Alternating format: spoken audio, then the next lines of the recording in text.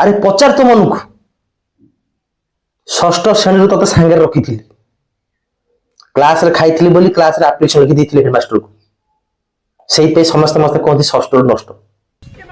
ତୁ ଏଇଆ କଲୁ, ଟିକେ ମିଡିଆ ମନ୍ତ୍ରୀ ନେତା ଆଗରେ ବାହାରିଲୁ ବୋଲି ତୁ ମତେ ଭୁଲି ଗଲୁ।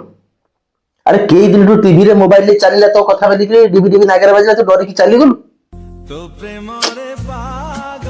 ଛାଡ, କଣ ଆଉ କହିବି ତତେ, ତତେ ଯେତେ ଭଲ ପାଇବି ଦେଲେ ବି ତୁ କାହାର ହେଇପାରିବୁନି ହେଲା। ଆରେ ସାଙ୍ଗସାଥୀ, ଭାଇ ବନ୍ଧୁ, ପ୍ରିୟା ପ୍ରୀତି ସମସ୍ତଙ୍କୁ ଭୁଲିଗଲି ତୋରି ପାଇଁ।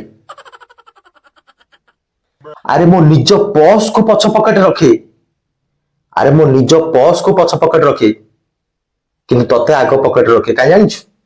କାଳେ ସାଙ୍ଗ ପିଲା କି କୋଉଠି ବାଟରେ ମାଗିଦେବେ, ସାଙ୍ଗ ଦେଲୁ ଟିକେ ସଫଲ ପାଟରେ ପକେଇଦବା, ସେଇଥିଲାଗି ମୁଁ ଚାହେଁନି ତତେ ମୋଠୁ କେହି ଦୂରେଇ ଯାଉ। ତୁ ଏଇଆ କଲୁ, ଏତେ ଭଲ ପାଇବା ଦେଇକିରି ବି ତୁ କାହାକୁ ଡରିକି ଛାଡି ଚାଲିଗଲୁ।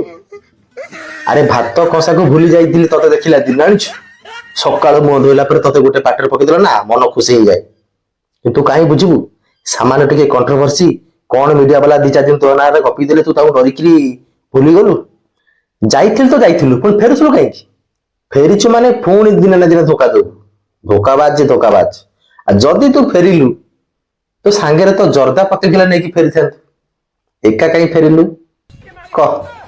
କିଛି କମ ରେଟ୍ ନେଇକି ଆସିଥାନ୍ତୁ, ଆଇଲ ତଇଲ ଏକାଥରେ 9 ଟଙ୍କା 10 ଟଙ୍କା ଗୋଟାକୁ।